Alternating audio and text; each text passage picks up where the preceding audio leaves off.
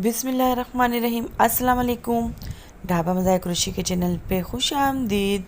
Bakrid special में मैं लेकर आई हूँ बहुत जल्दी से बन जाने वाला कढ़ाई गोश्त और बहुत झटपट बन जाने वाला कढ़ाई गोश्त। तो देर किए बगैर हम चलते हैं यहाँ पर अपनी रेसिपी की तरफ। तो मैंने प्याज लिए यहाँ पर, तो मैंने 7 से 8 प्याज लिए और उसको मैंने बारीक इस तरीके से कट कर लिया।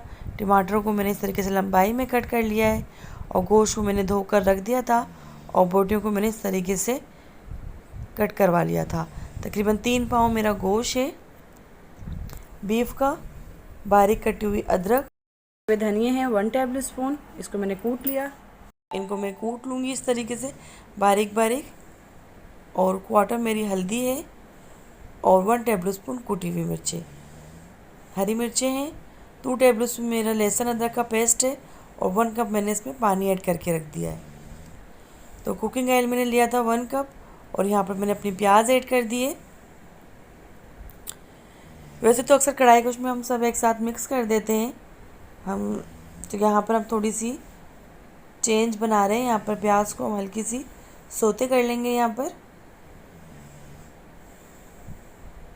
तकरीबन 2 मिनट के लिए।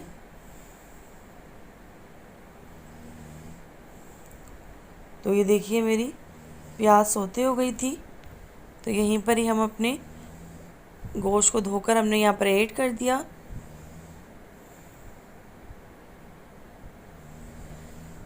लहसुन अदरक का पेस्ट ऐड कर दिया है, साथ ही मैं यहाँ पर टमाटर ऐड कर दूंगी।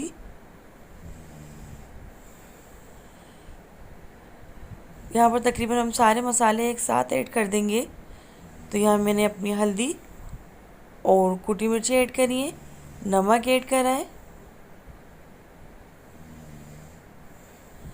तकरीबन 15 मिनट के लिए मैं ढक्कन बंद करके रख दूंगी। और यहाँ पर मैंने पानी ऐड नहीं करा है।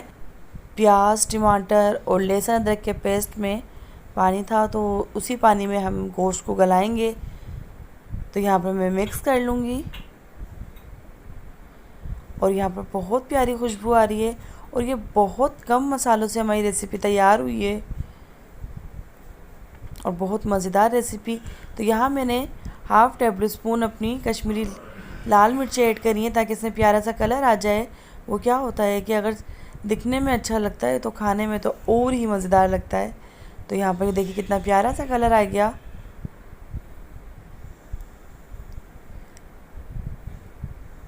यहाँ पर मैंने 1/2 टेबल स्पून गरम मसाला ऐड करा है। तो यहाँ हमारा 1 टेबल स्पून कुटे हुए धनिया ऐड कर रहे हैं।